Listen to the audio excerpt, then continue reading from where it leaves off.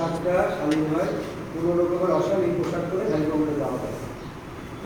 অনুমতি ছাড়া ভাইবা বোর্ডে ঢোকা যাবে না। নাম ধরে ডাকলে আর আসতে পারি স্যার, মেয়াই কামিং স্যার, এগুলো বলে ঢুকে গিয়ে চেয়ার পাশে গিয়ে চশমা বসা যাবে। তোমাকে যদি বলে বসো তাহলে বসবা, আর তা না হইলে যদি দেখো যে বলতেছে না বসতে, তখন স্যারকে বলতে হবে স্যার বসতে পারি, এটা অনুমতি দিয়ে তারপরে বসতে হবে। ঠিক আছে? আর ওই ঢুকে সালাম দিতে হবে। এই যে কয়েকটা জিনিস, এগুলো কিন্তু প্রত্যেকটা চাকরির পরীক্ষার ক্ষেত্রে কিন্তু এই জিনিসগুলো মাথায় রাখতে হবে। বুঝতে পারছো? পোশাক একটা বিষয়, তোমার মানে ঢোকাটা, হ্যাঁ, তাদের সাথে ইন্ট্রোডিউসিংটা, এটা কিন্তু একটা বিরাট ব্যাপার। এইগুলো খেয়াল রাখা, এই সমস্ত জায়গায় কিন্তু অনেক কিছু বিশেষ করে চাকরি পরীক্ষাতে বলে এগুলো দেখে। আচ্ছা, তারপরে বসার পর প্রথম কাজ হয়েছে হাজিরাটায় স্বাক্ষর করা। রেজিস্ট্রেশন কার্ড, এডমিট কার্ডটা দেখাবা, দেখাইয়া আমি হাজিরায় স্বাক্ষর করবো। এইটা করার পরে প্রশ্নের যেগুলো সাধারণত হয় সেটা হচ্ছে তোমরা প্রথম প্রশ্নটাই হতে পারে যে কোন কোন সাবজেক্টে পড়তে। এইটা হচ্ছে প্রথম প্রশ্ন। তাহলে আমাদের সাবজেক্ট ছিল কি কি? আটটা সাবজেক্ট, 6টা কম্পালসারি আর 2টা অপশনাল থেকে, তাও ওটা কম্পালসারি হয়ে গেছে, কারণ আমরা তো পৃষ্ঠা দিছি একটা। কি কি ছিল? নামগুলো ঠিক মতো বলতে পারতে হবে। থিওরি অফ নাম্বারস, অনেক বলে theory of number, theory of numbers, topology and functional analysis, তাই না? তারপরে তোমার মেথড অফ অ্যাপ্লাইড ম্যাথমেটিক্স, তারপর টেনসর অ্যানালাইসিস, ঠিক আছে? Tensor, partial differential equation, hydrodynamics, তাই না? তারপরে তোমার discrete mathematics, mathematical modelling in biology. এটা প্রথম বুঝতে হবে, কারণ তুমি কি কি পরীক্ষা দিছো ওইটা জানতেছে। বুঝতে পারছো? এটা জানতেছে কি কি পরীক্ষা দিছো। তাইলে এই 8টা সাবজেক্টের কথা খুব ভালোভাবে বলতে হবে। এইটা যদি ভুল হয় তাহলে কিন্তু নাম্বার পাবা না। তুমি কি পরীক্ষা দিয়েছো যে সাবজেক্টের নাম বলতে পারতেছো না, তাহলে তো নাম্বার পাবে না। বুঝতে পারছো? এটি বলতে পারতেছো। তারপরে তোমার ডিপার্টমেন্টের সার্ভিস এর উপরে এই স্যারের নাম কি, এই স্যারের নাম কি, এগুলো এক্সটার্নাল জিজ্ঞেস ডিপার্টমেন্টে। এটার কারণটা কি? ডিপার্টমেন্টের সাথে তোমাদের কন্ট্যাক্ট আছে কিনা এটা জানাবে। ডিপার্টমেন্টের সাথে কন্ট্যাক্ট আছে কিনা, যারা আসে না কলেজে তারা সাবজেক্ট করছে, বুঝতে পারছো? তারা সাবজেক্ট করছে, সেই জন্য এই জায়গাগুলোকে তোমরা একটু গুরুত্ব দেবো। আচ্ছা, এরপরে আসি আমরা কিছু প্রশ্ন তো অভাব নাই, হাজার হাজার প্রশ্ন। ঠিক আছে? আমি প্রত্যেকটা সাবজেক্ট থেকে কিছু কিছু জিনিস তোমাদের সাথে শেয়ার করি। বিষয় কোন রকম জিজ্ঞেস করে না, তা তো আমরা প্রথমগুলো তো মুখস্থ, 1 3 5 7 9 বেতন সব, হ্যাঁ, সেগুলো তো মুখস্থ প্রথম কয়েকটা। তারপরে দুইটা কত আসছে, 11 একটা 13 17 আর 19 এইগুলো তো আছে। তো তাহলে আমরা ডিসক্রিটে কত, এটা কত ধরনের না, কোনটা তো জিজ্ঞেস করে। আচ্ছা, তোমাকে জিজ্ঞেস করতে পারে যে তুমি যে থিওরি অফ নাম্বার পড়ছো, এটা কোন রাইটারের বইটা পড়ছো? বুঝতে পারছো? খালি শীট পড়ছো না বইয়ের নাম জানো? এটা কোন একটা আমরা তো পাবলিকেশন জানি, এটা কোন আমরা তো পাবলিকেশন জানি। অর্থাৎ বই পড়ছো কিনা, বইয়ের সাথে তোমার কন্টাক্ট আছে। হ্যাঁ, এটা একটা বিষয়। পারো কি পারো না সেগুলো পরে, কিন্তু এই জিনিসগুলো কিছু কিছু দেখা হয়। আচ্ছা, এবারে আমি আসি থিওরি অফ নাম্বারস থেকে দুই একটা প্রশ্ন দিলাম সাধারণত। থিওরি অফ নাম্বারসে আমাদের আছে প্রাইম নাম্বার কাকে বলে, মৌলিক সংখ্যা। ঠিক আছে? এটা ডেফিনেশন তোমাদের, কারণ তোমরা প্রাইমে পড়াই তুললে জানতে হবে। প্রাইম নাম্বার কাকে বলে, মৌলিক সংখ্যা। সহমৌলিক সংখ্যা কাকে বলে? ঠিক আছে? সহমৌলিক সংখ্যা কাকে বলে? দুইটা সহমৌলিক সংখ্যার উদাহরণ। আচ্ছা, তারপরে অনুসমতাটা কি, বিভাজ্যতা কাকে বলে, ভাজক কি, ভাজ্য কি, হ্যাঁ, তারপরে এই সমস্ত প্রশ্নগুলো তোমাদের কাছে আসতে পারে। আর আসতে পারে তোমার কতগুলা সংখ্যা আছে, তোমার এই যে অয়লার ফাংশন 5p। আচ্ছা, যদি লিখতে চাও তাহলে আস্তে আস্তে আমি বলি, সেটা হ্যাঁ স্যার একটু আসতে বলেন। অনুসমতা, বিভাজ্যতা। বিভাজ্যতা ডেফিনেশনটা দেখাবো। আমি যদি বলি যে সংখ্যা কি, তাহলে তুমি কিভাবে ডেফিনিশন দেবা যে a সমান সমান bq, q not equal to 0 না, q not equal to 0, তাহলে a by b a by q equal to যদি b হয়, আর b কি, b একটা পূর্ণ সংখ্যা, স্বাভাবিক সংখ্যা, ঠিক আছে। অর্থাৎ কখন বিভাজ্য হবে, নিশ্চিত বিভাজ্য হবে কখন, যখন ভাগশেষ 0 হয়, তারপরে ভাগফলটা একটা পূর্ণ সংখ্যা, ভাগশেষটা 0 হয়, তাই না? তাহলে আমরা a equal to bq, q not equal to 0 হলে a q সমান সমান যদি b হয়, তাহলে এটা নিশ্চিতে বিভাজ্য, অর্থাৎ এখানে a by q সমান সমান b পাওয়া গেছে, এটা পূর্ণ সংখ্যা রেজাল্ট পাওয়া গেছে, কোনো ভাগশেষ নেই।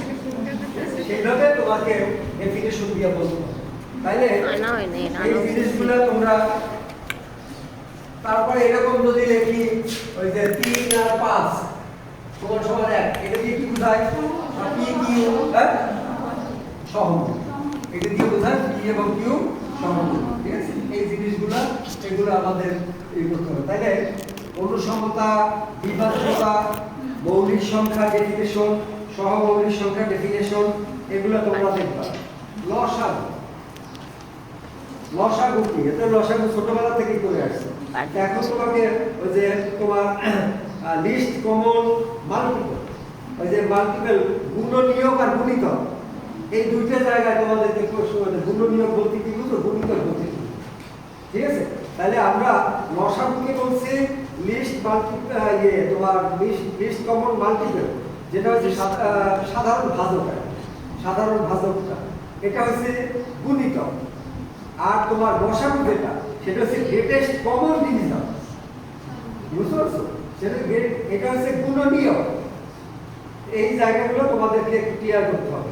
তারপরে আছে তোমার যোগসিদ্ধ সংখ্যা কি, যোগসিদ্ধ সংখ্যা কি বলে আছে তোমাদের, ওই যে 2 টু দি পাওয়ার p - 1, এইটা যদি প্রাইম নাম্বার হয়, সব নাম্বার প্রাইম হবে না, এইটা সব নাম্বার প্রাইম হবে না, কিন্তু অনেক নাম্বার প্রাইম আছে, সেই ক্ষেত্রে তোমার p 2 to the power p - 1, 2 to the power p - 1, এই দুইটা, এইটা হচ্ছে যোগসিদ্ধ সংখ্যা,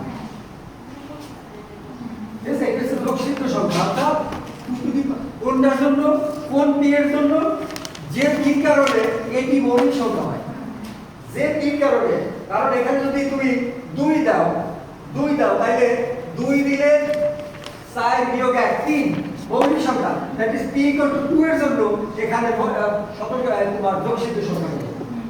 কিন্তু p = যদি 3 দাও, তাহলে 3 দিলে 2 টু দি পাওয়ার 3 মানে 8 - 1 7 মৌলিক সংখ্যা, তাহলে তার জন্য এটা তোমার যোগসিদ্ধ সংখ্যা বের হবে।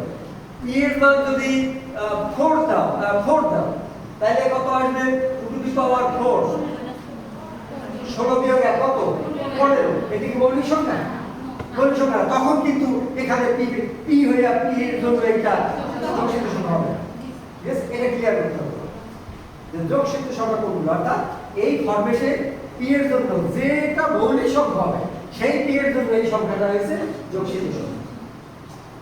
তারপরে আছে তোমার এই যে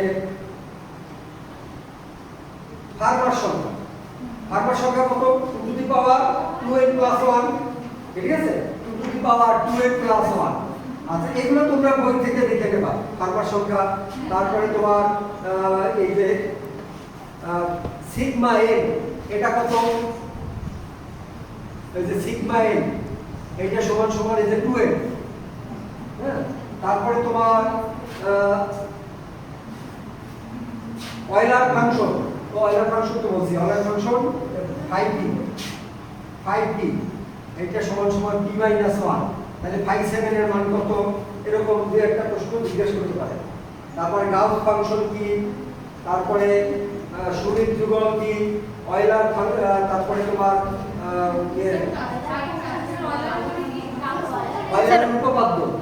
অয়লারের উপপাদ্য আর অয়লার ফাংশন। আচ্ছা, অনুসমতা কি লিখছো, বিভাজ্যতা কি, আচ্ছা, মৌলিক সংখ্যা কি, সহমৌলিক সংখ্যা কি, আচ্ছা, অয়লারের উপপাদ্য, ফার্মারের উপপাদ্য, এগুলো লেখো, এই উপপাদ্যগুলো বলা, অয়লারের উপপাদ্য, ফার্মারের উপপাদ্য। লসাগু কি, গসাগু কি, সেটার গুণিতক গুণনীয়ক কোনটা, গুণিতক গুণনীয়কের মধ্যে পার্থক্য কি? তারপর যোগসিদ্ধ সংখ্যা, গামার সংখ্যা, হ্যাঁ, তারপরে গাউস ফাংশন, সুরির যুগল, এরপর তারপরে একটা আছে মানসের সংখ্যা আছে 2p-1।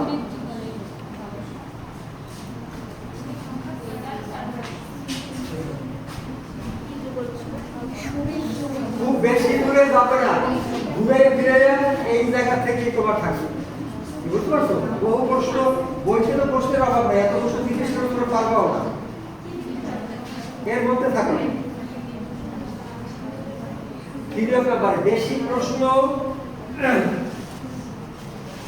এটা থেকে পার্শিয়াল ডিফারেনশিয়াল ইকুয়েশন, টেনসর, এগুলো থেকে বেশি প্রশ্ন সাধারণত বের হয়, এগুলো একটু বেশি প্রশ্ন করা হয়। আচ্ছা, এরপরে আসি পার্শিয়াল ডিফারেনশিয়াল ইকুয়েশন। টপোলজিতে প্রশ্ন করার মতো জায়গা খুব কম, কিন্তু একটু প্রশ্ন হতে পারে যে নরম বলতে কি বোঝায়? নরম জগৎ, নরম আছে না? হ্যাঁ, নরম জগৎ। নরম কি? তারপরে ডিসটেন্স ফাংশন আছে না? Distance dx y x - y। আচ্ছা, নরম এবং ডিসটেন্স ফাংশনের মধ্যে সম্পর্কটা কি? দূরত্ব ফাংশন এবং নর্মের মধ্যে সম্পর্ক কি? দূরত্ব ফাংশন বলতে কি বোঝো, নর্ম কাকে বলে? খুব বেশি প্রশ্ন ফাংশনাল অ্যানালাইসিসে ঝালাকি করা যাবে না।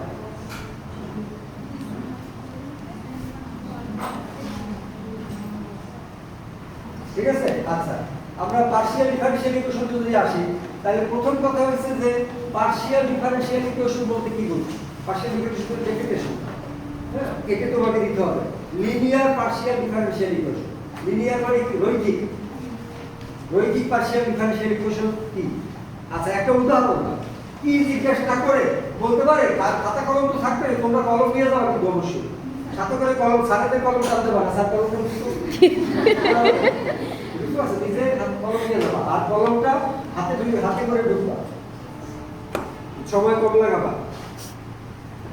পার্শিয়াল ডিফারেনশিয়াল ইকুয়েশন, এই যে x² p + y² q = z, এই জায়গা p মানে del z by del x না, আর q মানে del z by del y, তাই তো?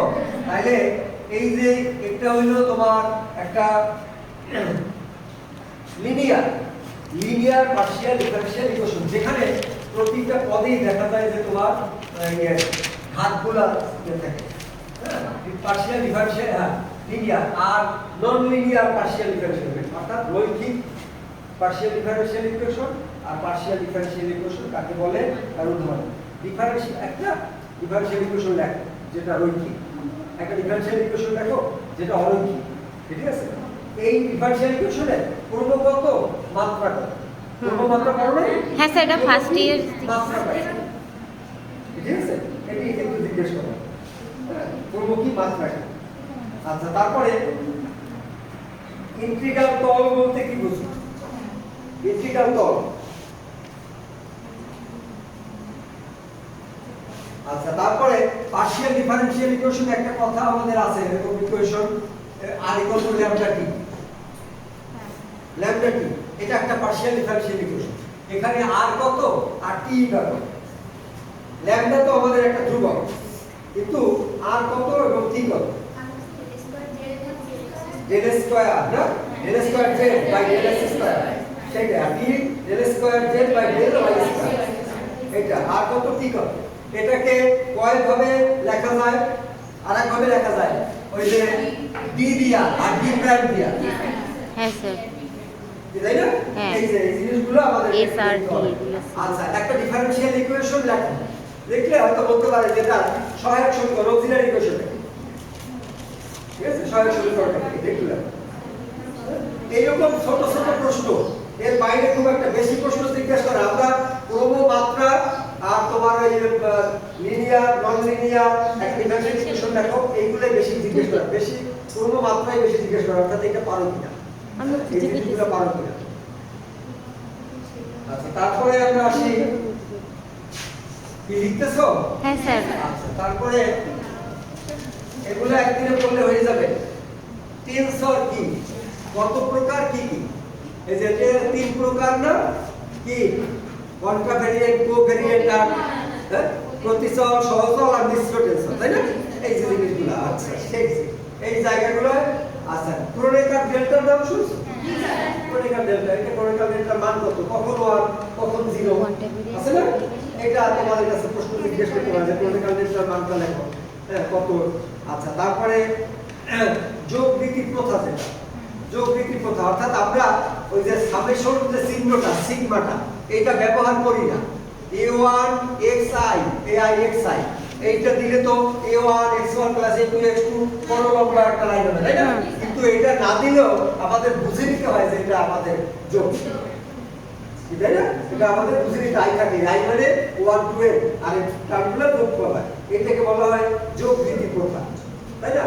আচ্ছা তারপরে আমাদের আসতে পারে কার্টেসীয় স্থানাঙ্ক, তোমার গোলকীয় স্থানাঙ্কে কিভাবে আর সম্পর্ক কি, বেলনীয় বা সিলিন্ডারিক্যাল স্থানাঙ্কের সাথে সম্পর্কটা কি?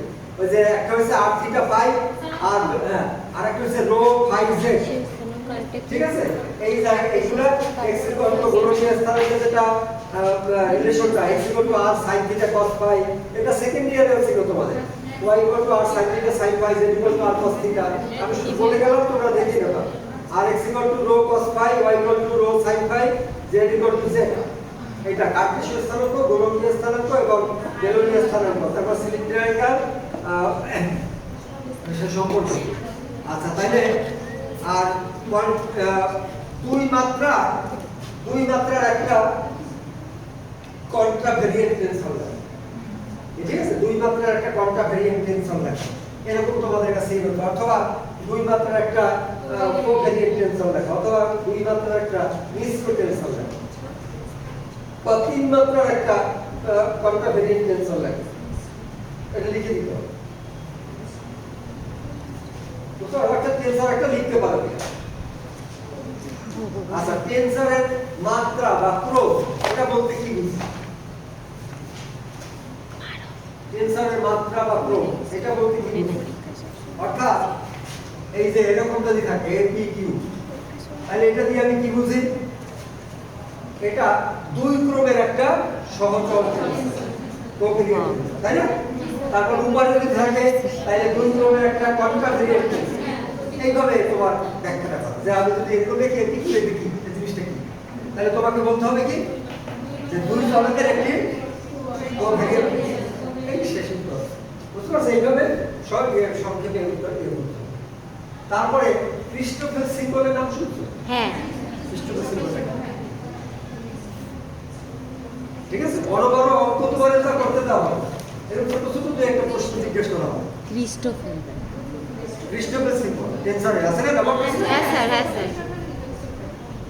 আচ্ছা টেনসরে আর বেশি লাগবে না, খুব গোষ্ঠী সুবিধা করার সুযোগও নাই আর পাইবাও না, কিন্তু এইগুলোর মধ্যে থেকে পারতে হবে। আচ্ছা মেথড, এবার যদি আমরা মেথডে যাই, তাহলে মেথডের প্রথম চ্যাপ্টারটা আমরা কি দেখছিলাম? শুরুতেই ছিল ফুরিয়ার ধারা। তাহলে ফুরিয়ার ধারাটা লেখো। ফুরিয়ার ধারাটা জিনিসটা কি?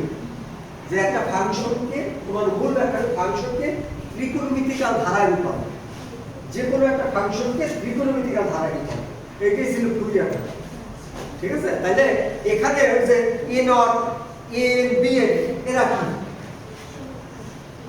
কি ফুরিয়ার সহগ, ঠিক আছে? তাহলে a কত লেখো তো? 1 by pi minus pi to pi integrate হবে cos nx dx, তাই না? এটা লাগে এইরকম ছোট করে ধারাটা লিখে রেখে a কত bn কত। আচ্ছা কখন an 0 হয়, কখন bn 0 হয়, ঠিক আছে? যুগ্ম ফাংশন অযুগ্ম ফাংশনের ক্ষেত্রে, তাই না? হাফ রেঞ্জ ফুরিয়ার ধারা বলতে কি বুঝো? দেখো আছে না? আচ্ছা এই যে এইরকম ছোট ছোট প্রশ্ন, পর্যায়কাল বলতে কি বুঝো? পর্যায়কাল বলতে কি বুঝো? এরকম। তাইলে এই এগুলো গেল। এরপরে আছে আমাদের, আমরা ফার্স্ট ইয়ার করছি গামা ফাংশন, যেটা ছিল রিয়াল ফিল্ডে গামা এ, কিন্তু ফোর্থ ইয়ারে এসে আমরা গামা ফাংশন করছি কমপ্লেক্স ফিল্ডে গামা জেড, কিন্তু ডেফিনিশন আমাদের একই হয়ে গেছে। কি ডেফিনিশন একই হয়েছে না সেটা? তাহলে কমপ্লেক্স ফিল্ডে গামা ফাংশনের ডেফিনিশনটা দাও, গামা বিটা ফাংশনের মধ্যে সম্পর্কটা কি? আচ্ছা ফাই জেড বলতে কি বুঝি? এই যে ফাই জেড আছে, এটা বলতে কি বুঝি? এইরকম তোমার ছোটখাটো একটা প্রশ্ন, তারপরে আছে এরর ফাংশন। এরর ফাংশন ভ্রান্তি ফাংশন, তাই না? ER আর F, এটা কি? ওই যে 0 to x লিমিট দিয়ে একটা ডেফিনিশন দেওয়া আছে না? এরর ফাংশনের ডেফিনিশনটা লেখো। এরর ফাংশনের ডেফিনিশনটা। তারপরে তোমার আছে ল্যাপ্লাস ট্রান্সফরমেশনের ডেফিনিশনটা। ল্যাপ্লাস ট্রান্সফরমেশনের ডেফিনিশনটা কি ছিল? 0 to infinity e to the power minus st f of t dt, তাই না? এই ফাংশন এইটাই কোন ধরনের ফাংশন পাওয়া যায়? s এর ফাংশন। অর্থাৎ তাহলে অথবা যদি বলা হয় যে ল্যাপ্লাস ট্রান্সফরমেশনের মূল বৈশিষ্ট্যটা কি, তাহলে বৈশিষ্ট্যটা কি? t এর ফাংশনকে ট্রান্সফর্ম করলে s এর ফাংশনে রূপান্তর হবে। ঠিক আছে? এইটা হচ্ছে। এখন তোমাকে একটা ছোট প্রশ্ন করতে পারে, আচ্ছা বলো তো sin at ল্যাপ্লাস ট্রান্সফরমেশন করলে কত পাওয়া যায়? a by s square plus a square. উত্তর লিখে দিলা, শেষ। ঠিক আছে? তুমি কি ফকিরের দিয়ে আসছো না নড়াই? আরে ঠেলাঠেলি করতেছে, এদিকে যাও। ল্যাপ্লাস ট্রান্সফরমেশন হতে পারে। আচ্ছা তোমাদের কাছে প্রশ্ন করতে পারে যে যদি তোমার সেকেন্ড ডেরিভেটিভের ল্যাপ্লাস ট্রান্সফরমেশন করা হয় তাহলে কি পাওয়া যায়? এটা রেজাল্ট আছে। সারেই লিখে দিল যে এইটা সমান সমান কত, দেখো তো তুমি খাতায় লিখবে। এটা কি আছে মনে আছে? ওই যে s square fs minus s f prime 0 minus না f0 না, তারপরে মাইনাস f প্রাইম 0 কি এরকম ছিল না? তোমার ওই জায়গাতে ডিফারেনশিয়াল ইকুয়েশন সমাধান করতে দেবে না, তোমাকে এরকম ছোট ছোট প্রশ্নগুলা তোমাকে ইয়ে করা হবে। ঠিক আছে? e to the power a এর ল্যাপ্লাস ট্রান্সফরমেশন করলে কত হয়? e to the power a এর ল্যাপ্লাস ট্রান্সফরমেশন করলে কত হয়? এরকম ছোট ছোট প্রশ্নগুলো তোমাদের। আচ্ছা তাইলে গেল ল্যাপ্লাস ট্রান্সফরমেশন। এবার চারটি ডিফারেনশিয়াল ইকুয়েশন আছে যেটা স্পেশাল ফাংশন নামে খ্যাত আমাদের কাছে। স্পেশাল ফাংশন কি কি? বেসেলস, লেজেন্ডার, হার্মাইটস এবং লেগুর নাম শুনছো তোমরা? এই চারটি ডিফারেনশিয়াল ইকুয়েশনের ইকুয়েশন মুখস্থ করো। চারটি ডিফারেনশিয়াল ইকুয়েশন সমাধান করা লাগবে না। না জেনারেটিং না, ডিফারেনশিয়াল ইকুয়েশনটা কি? ওই যে x square y double prime minus minus x y prime x square plus n square y equal two 0, শুধু ডিফারেনশিয়াল ইকুয়েশনটা। জেনারেটিং ফাংশনটা শুনুন, চাইরোটা জেনারেটিং ফাংশন আছে তোমার, তারপরে রডরিস ফর্মুলা আছে তিনটা, এগুলো অত পারবা না, খাও এগুলো লাভ নেই। শুধুমাত্র চারটা ডিফারেনশিয়াল ইকুয়েশনের নামটা মনে এটা মনে রাখবে। চারটা ডিফারেনশিয়াল ইকুয়েশন তোমাকে প্রশ্ন করা হবে যে বেসেল ডিফারেনশিয়াল ইকুয়েশনটা লেখো তো। ঠিক আছে? পারো কি? আচ্ছা তাহলে এই গেল আমাদের ল্যাপ্লাস গেল, গামা বিটা ফাংশন গেল, ফুরিয়ার ধারা গেল, এরর ফাংশন আমাদের মোটামুটি ওগুলা বেশি দরকার নেই। আচ্ছা তারপরে আছে হাইড্রোডাইনামিক্স। হাইড্রোডাইনামিক্স আছে না? হ্যাঁ স্যার। হাইড্রোটা এই যে হাইড্রোডাইনামিক্স, হাইড্রো জিনিসটা কি? জল, পানি। জল। ঠিক আছে? তাহলে এখানে যে পানি ফ্লো, ফ্লো বলতে কি বুঝলাম? প্রবাহ, প্রবাহ, প্রবাহ না? প্রবাহ ডেফিনিশন আছে না? প্রবাহের ডেফিনিশন আছে, প্রবাহের ডেফিনিশন আছে। ফ্লুইড, ফ্লুইড বা প্রবাহ, এই জায়গায় প্লাস লাগে যায় হ্যাঁ, প্রবাহ আর প্রবাহ না, এইটা যে প্রবাহিত হয় সে প্রবাহ। প্রবাহ মানে চলা, পানি যখন চলে কারেন্ট, ঠিক আছে, সেটা প্রবাহ। আর যে চলে সে প্রবাহ, ফ্লুইড, তরল, তরল। হ্যাঁ এইটা। তাহলে ফ্লুইডের ডেফিনেশনটা দাও, বা তোমার ফ্লো কি, ফ্লো বলতে কি বুঝো? আচ্ছা তারপরে ডেনসিটি বলতে কি বুঝো? ঘনত্ব কি আছে না?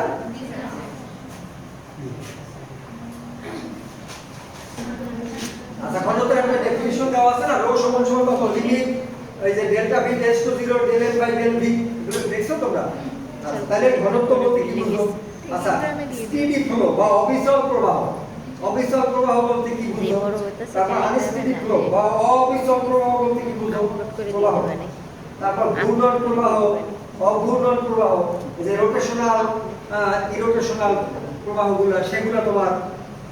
আচ্ছা, অবিচ্ছিন্নতার সমীকরণ, এখানে একটা কন্টিনিউয়াস ফাংশনের সমীকরণ আছে, আছে না? এটা দিয়া d/dt rho ডেল্টা v = 0, অবিচ্ছিন্নতার সমীকরণ।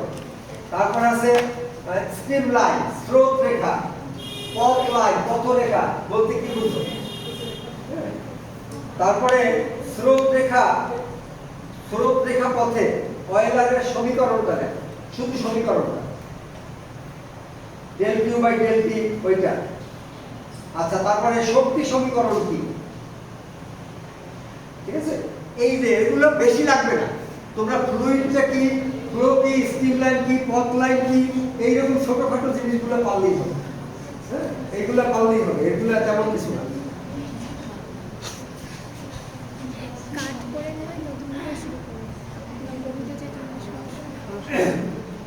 তাহলে আমরা এদিকে 6 সাবজেক্ট নিয়ে করলাম। এখন ওদিক আপনাদের আছে ডিসক্রিট ম্যাথমেটিক্স, তাই না?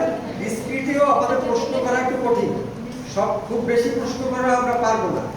একটা হচ্ছে যেটা ফিবোনাচি অনুক্রম, এটা তো আমরা লাগে ফিবোনাচি অনুক্রম, এটা একটু লাগে। আর শেষ সময় এসে বসে ফিবোনাচি গাউস ফাংশন কি, তারপরে অ্যালগরিদম কি।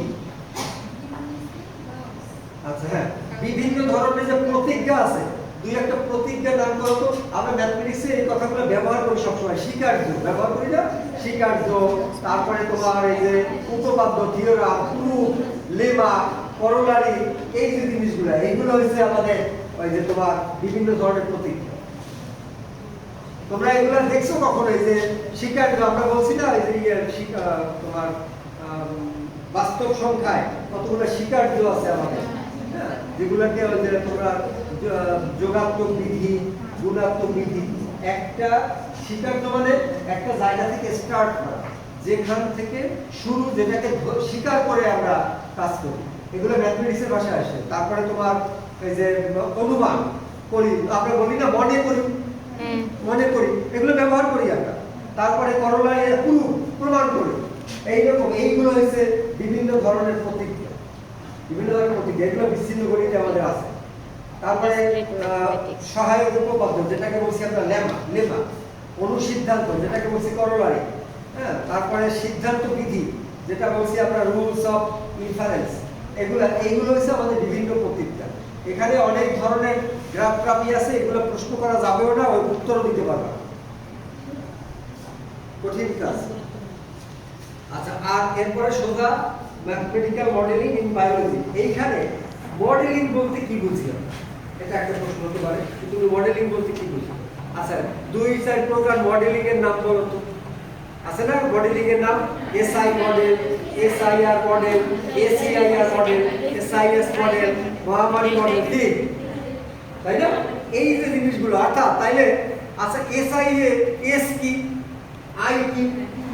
আচ্ছা, তারপরে শিকারী মডেল, এইচআইভি মডেল, হ্যাঁ, তারপরে হারভেস্টিং মডেল, এইরকম কিছু মডেলে গাণিতিক মডেল, ম্যাথমেটিক্যাল মডেল, এইগুলা দুই একটা তোমার প্রশ্ন। আবার শিকারী মডেলটা একটু ব্যাখ্যা করো। শিকার যদি কমে যায় তাহলে শিকারীর অবস্থা কি হবে? এরকম প্রশ্ন আসতে পারে, বুঝতে পারছো? এইরকম ক্রিয়া মানে একেবারে খুব ভয় পাওয়ার কিছু না। বড় কোনো প্রশ্ন তোমাদের কাছে জিজ্ঞেস করা হবে, বড় অঙ্ক জিজ্ঞেস করা হবে, হ্যাঁ, এরকম ছোটখাটো প্রশ্ন দিয়ে তোমাদেরকে মোটামুটি এতগুলো। এরপরে কিছু যদি না পারো তাহলে একটা সরলরেখা সমীকরণ দেখো, কিছু বলে যাও, তাহলে নাম্বার দেবো কেন? এই সরলরেখার ঢাল কত? ঢাল বলতে কি বুঝবো? এই পর্যন্ত যাইয়া ঠেকি আমরা প্রাইভেট পড়ায় তুই কি পড়াও? এর কাজ আগে না তোমার গুণের কাজ আগে বলো, মানে ওই পর্যন্ত যাইয়া থাকতে হয়, তাও অনেকে পারে। ঠিক আছে, আচ্ছা সেটা তো ফাংশন। আচ্ছা, এরকম যে পারে x is greater than 0, এটা কি?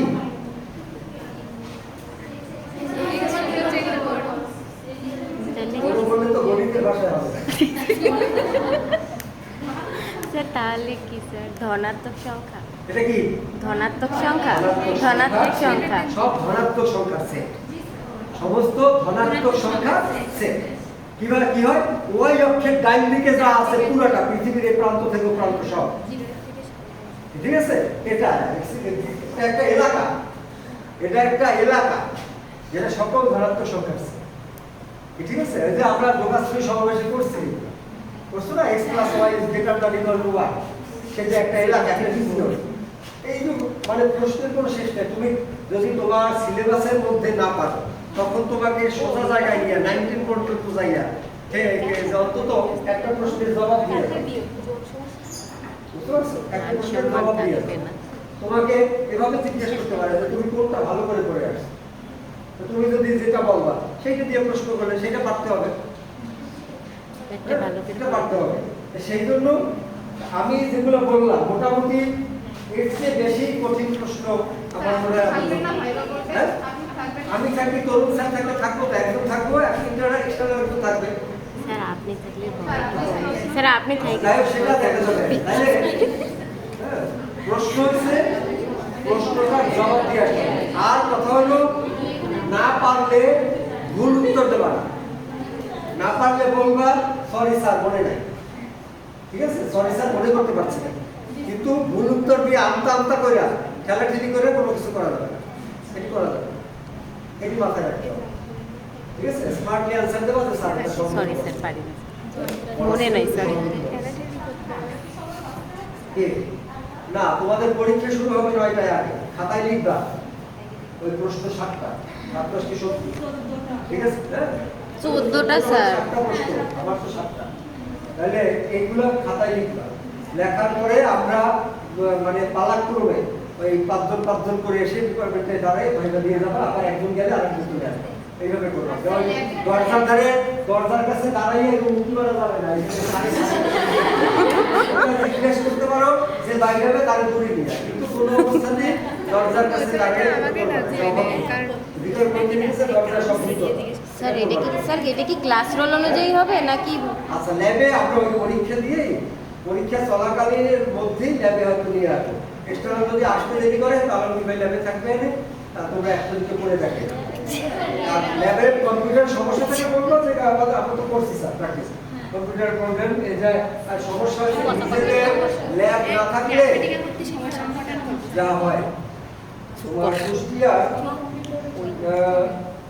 স্যারের কাছে ম্যাথমেটিক্যাল করতে সমস্যা ফরটান করব এই কলেজ গ্রামের কলেজ, তার ওখানে 3টা ল্যাব, বুঝতে পারছো? আর কুষ্টিয়া সরকারি কলেজ ওইরকম অবস্থা, এমন অবস্থা। তারা অবশ্যই এখন একটু ডিপার্টমেন্ট পাইছে, 10 তলাটা বিল্ডিং পাইছে, সেই বিল্ডিং এর ভালো জায়গা পাইছে, কিন্তু এইরকম আগে আসলে আমরা আমাদের এই জায়গায় জায়গার সংকট আর নানা কারণে আমরা ল্যাপটপে তোমাদের সেমিনারের টাকা দিয়েও যে ল্যাপটপে সমৃদ্ধ করবো তাও পারি না, কারণ জায়গাটা থাকতে পারে কোথায়।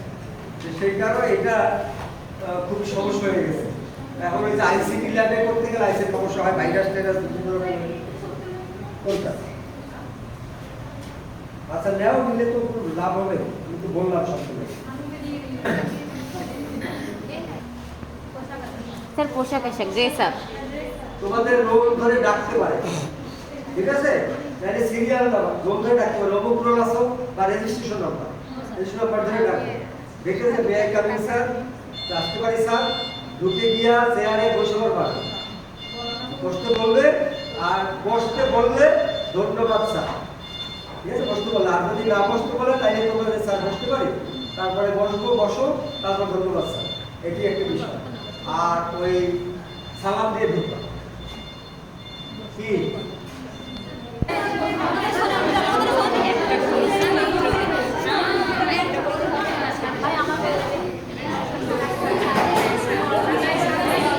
আমি নাই খেলি, আমি নাই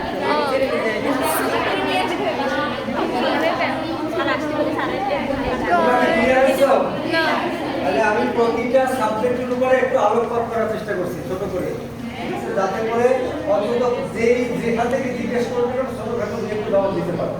হ্যাঁ, আমরা অন্তত এই প্রশ্নগুলোর মধ্যে থেকে একটা জিজ্ঞেস করে তোমার প্রশ্ন বানানোর একটা ব্যবস্থা করতে চাই।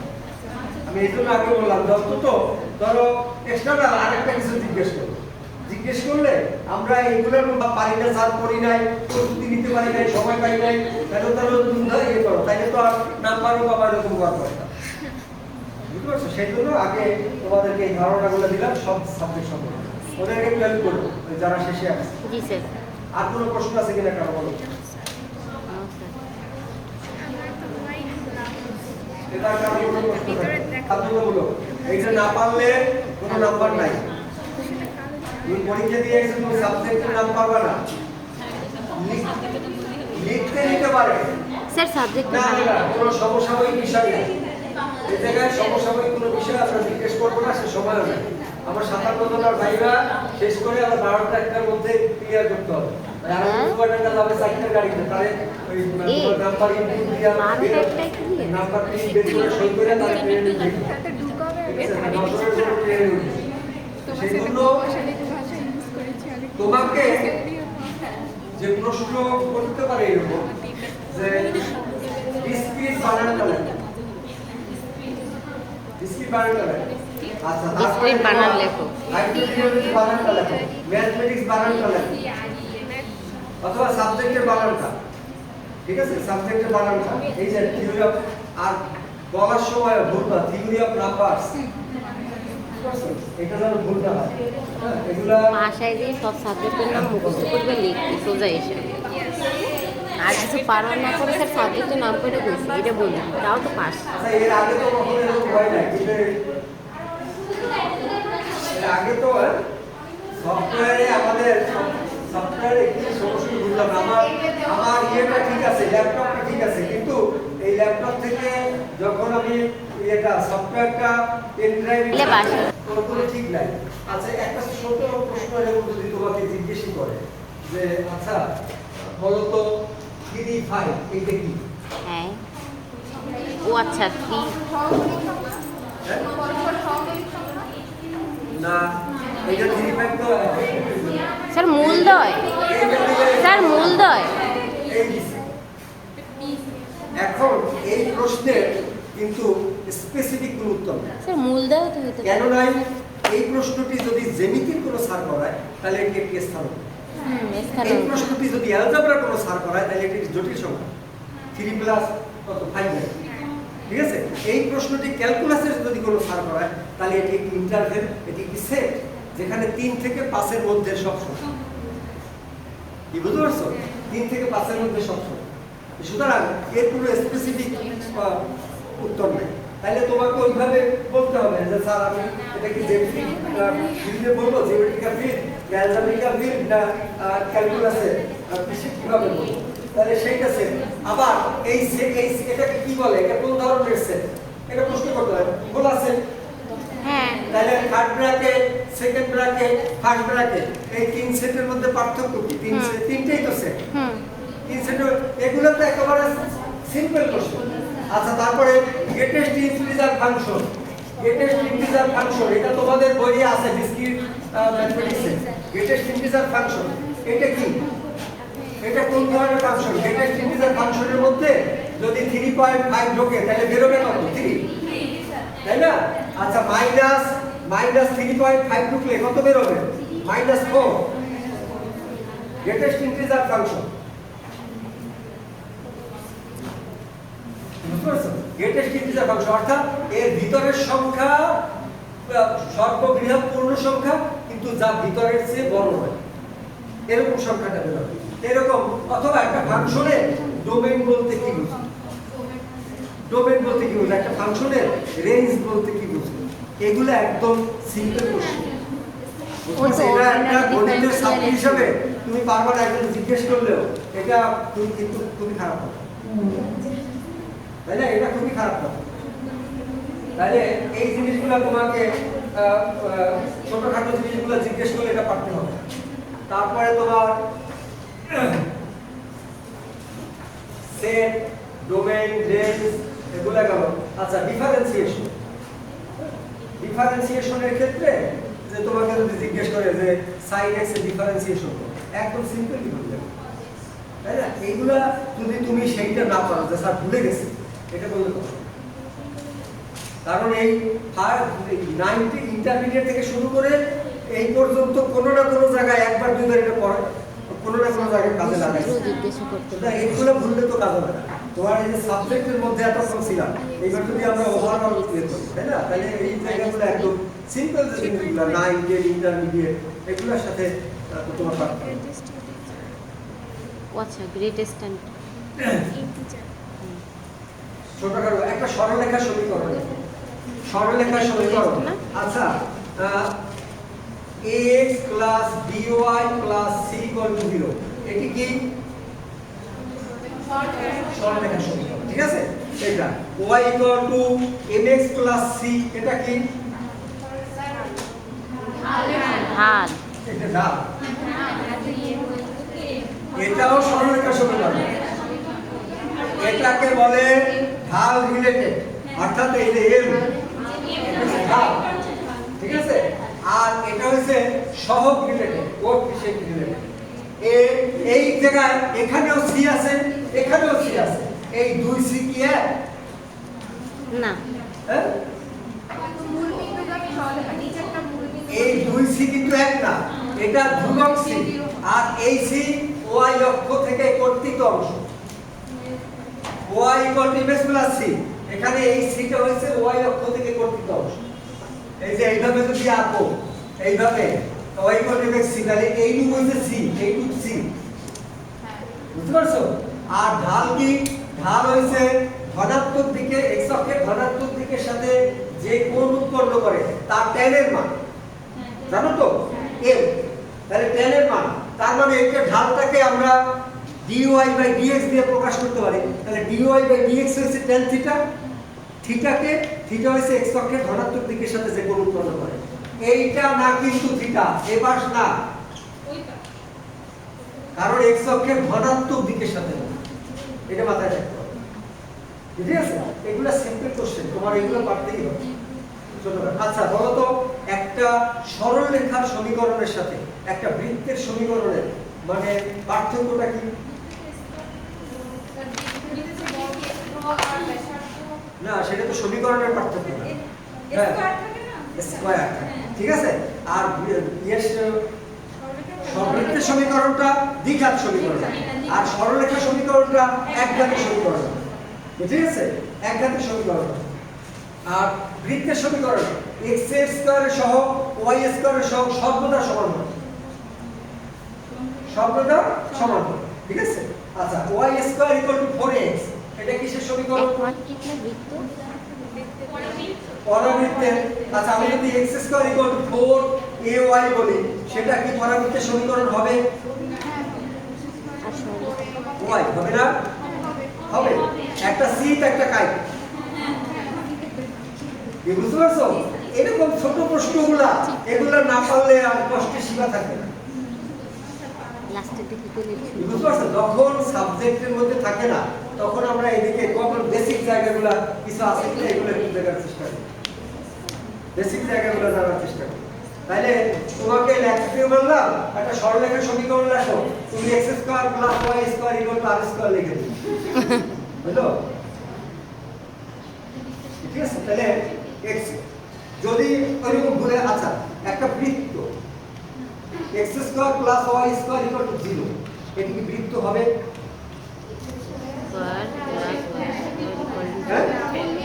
হবে, মূলবিন্দু গ্রামী নয়, মূলবিন্দু কি বলে? হ্যাঁ, বিন্দু, এটাকে বলে পয়েন্ট সার্কেল, যার ব্যাসার্ধ 0, ঠিক আছে, ব্যাসার্ধ 0, কারণ তোমরা জানো x square plus y square equal to r square, এইটা কেন্দ্র 0 0, ব্যাসার্ধ r, তাহলে ব্যাসার্ধ এতখানি ফাঁকই থাকে, কিন্তু যখন r 0 হয়ে যায় তখন ক্লোজ হয়ে আসে, কোথায় চলে আসে? মূল বিন্দুতে চলে আসে, তখন যেটাকে বলে পয়েন্ট সার্কেল, সেটিও সার্কেল যার ব্যাসার্ধ 0, ঠিক আছে। তাহলে এই যে এগুলা গণিতের একজন ছাত্র শিক্ষার্থী হিসাবে এই কমন সেন্স গুলো তোমাকে থাকতে হবে, জানতে হবে, এগুলো জানতে হবে। এগুলো তো গোলাপের তো পড়াইতেও লাগে, যদি মাস্টারি করতে কেউ আসো বা প্রাইভেট পড়াও 9, 10, 6, 7 এই সমস্ত জায়গায় তো তোমার ওই যে ডোমেইন রেঞ্জ এখন তো সব ক্লাস আছে, তোমার এই সম্পর্কে ভালো ধারণা থাকলে কিন্তু পড়াবো, ধারণা থাকতে হবে, ঠিক আছে। আচ্ছা, তাহলে আর কি আছে বলো, অন্য কোনো প্রশ্ন যদি থাকে? বড় প্রশ্ন তো ঘর বা বিভাগ থেকে দেওয়ার কোনো সুযোগ নেই। হ্যাঁ তুই হয়তো একদম পারে ব্রিফ কোশ্চেনগুলো সেগুলো দেখতে পাবো। মোটামুটি আমরা চেষ্টা করবো এর মধ্যে থাকা, যাতে তোমরা পাবে, ঠিক আছে? যাতে তোমরা পারো, আমাদের মানিজ্য থাকে দরকার নাই। আর তোমাদের নিয়ে আর আমাদের কাজ নাই, যেটা ছিল সেটা হয়ে গেছে। এখন আর কোনো কাজ নাই, এখন কাজ আছে যেটা সেটা হচ্ছে রেজাল্ট নিতে আসবা, রেজাল্ট মার্কশিট আর মাস্টার্সে ভর্তিটা আমরা বোধহয় আগামী বছর পেয়ে যাবো। আর আজকে বিকেলে আবার যাচ্ছে, আমাদের অনুমোদন গত বছর হয়েছে, কিন্তু অফিসের নেগলিজেন্সিতে আমাদের কেউ ডিপার্টমেন্টে জানাই নাই। আমরা তো মনে করছি যে হয়ে গেছে, আমরা অটো হয়ে যাবে, কিন্তু ওটাই খরচ করে আমরা সেই চিঠিটা না পাঠানোতে ওরা অনলাইনে আমাদের কলেজের নাম দিয়ে দেয়, যার ফলে ভর্তির সময় যখন আবেদন করতে গেছে তখন ধরা পড়ছে যে আমাদের কলেজের নাম আসতেছে। তার আগে তো আমরা বুঝতে পারি না, বুঝতে পারছি। সেইটার জন্য এবারে আমরা 2-3 বার যোগাযোগ করছি, নতুন করে কাগজপত্র